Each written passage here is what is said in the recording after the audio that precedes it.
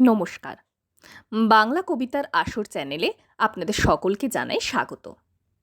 আজকে আমরা পাঠ করতে চলেছি কবি সুকুমার রায়ের লেখা কবিতা গোঁফ চুড়ি। হেড অফিসের বড়বাবু লোকটি বড় শান্ত। তার যেমন মাথার ব্যামো কেউ কখনো জানতো? দিব্যি ছিলেন খোশ মেজাজে, চেয়ারখানি চেপে, একলা বসে ঝিমঝিমিয়ে হঠাৎ গেলেন ক্ষেপে। আঁতকে উঠে হাত পা ছুঁড়ে চোখটি করে গোল হঠাৎ বলেন, গেলুম গেলুম, আমায় ধরে তোল। তাই শুনে কেউ ভর্তি ডাকে, কেউ বা হাঁকে পুলিশ, কেউ বা বলে কামড়ে দেবে, সাবধানেতে তুলিস। ব্যস্ত সবাই এদিক ওদিক করছে ঘোরাঘুরি। বাবু হাঁকেন, ওরে আমার গোঁফ গিয়েছে চুরি। গোঁফ হারানো? আজব কথা। তাও কি হয় সত্যি? গোঁফ জোড়া তো তেমনি আছে, কমেনি এক রত্তি।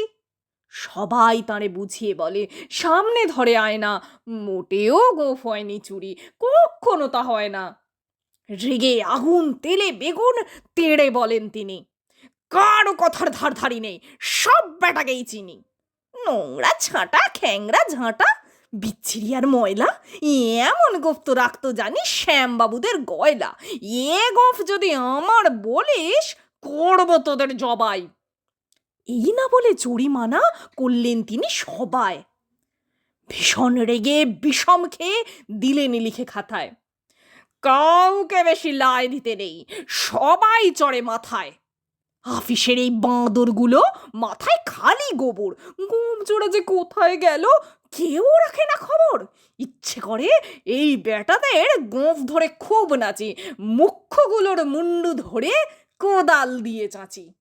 গোঁফকে বলে তোমার আমার, গোঁফ কি কারো কেনা? গোঁফের আমি গোঁফের তুমি, তাই দিয়ে যায় চেনা। শেষ হলো আজকের কবিতা পাঠ। আজকের কবিতা পাঠ আপনাদের কেমন লেগেছে তা অবশ্যই আমাদেরকে জানাবেন। লাইক বা ডিসলাইক করে আপনাদের পছন্দ এবং অপছন্দ জানাতে পারেন।